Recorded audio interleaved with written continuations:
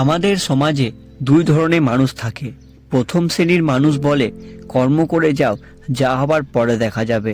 আর পরের শ্রেণীর মানুষ বলে ভাবিয়া করিও কাজ, করিয়া ভাবিও না।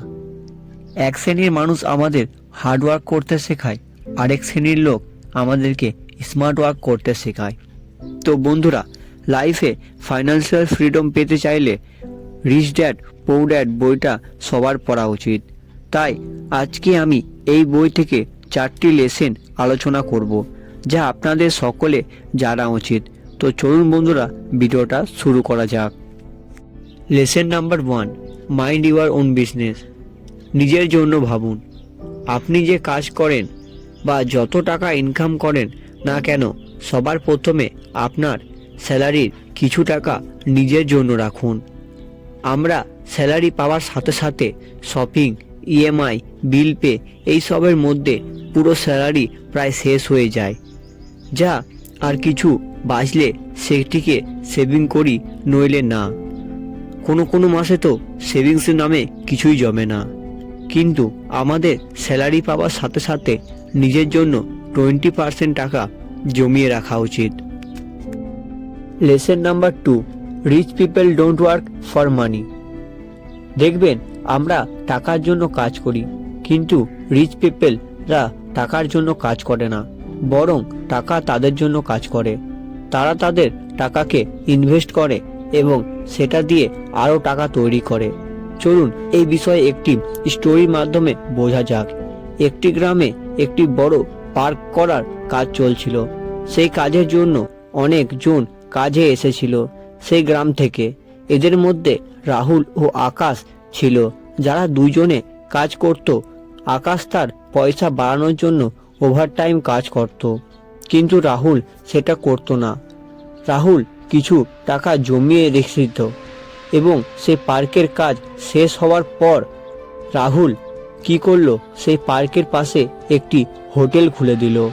এবং যখনই সেই পার্কে লোকেরা ঘুরতে আসতো, রাহুলের দোকানে বা হোটেলে তারা ভিজিট করত এবং কিছু না কিছু খেত। কিন্তু আকাশ তো কিছুই করেনি, না করেছে সেভিংস, না করেছে কোনো বিজনেস। তার জন্য আকাশের কোনো কাজই থাকে না। কিন্তু রাহুল তার একটি নিজের ইনকামের রাস্তা তৈরি করে নেয়। Lesson number 3, work to learn not to earn. Robert T Kiyosaki বলেন, রিচ পিপলরা টাকা থেকেও নলেজকে বেশি গুরুত্ব দেয়। এই জন্যই তারা টাকার জন্য কাজ করে না, শেখার জন্য কাজ করে।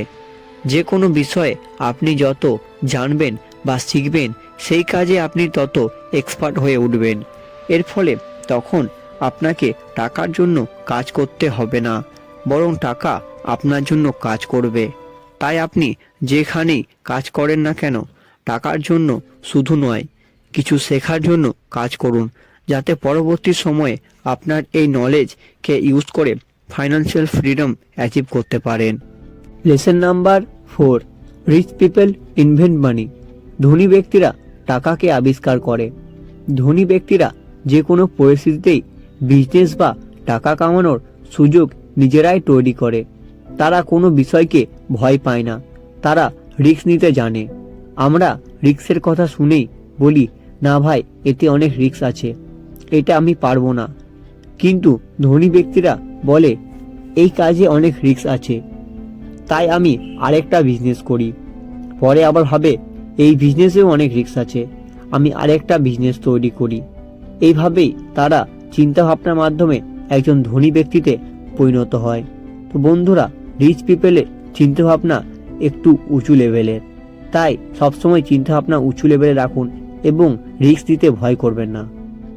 তো বন্ধুরা, আজকের ভিডিওটা থেকে তোমরা যদি কিছু শিখতে পারো, তাহলে অবশ্যই ভিডিওটা একটি লাইক করবে এবং বন্ধুদের সাথে ভিডিওটা শেয়ার করবে। আর চ্যানেল নতুন হলে চ্যানেলটি সাবস্ক্রাইব করে রাখবে।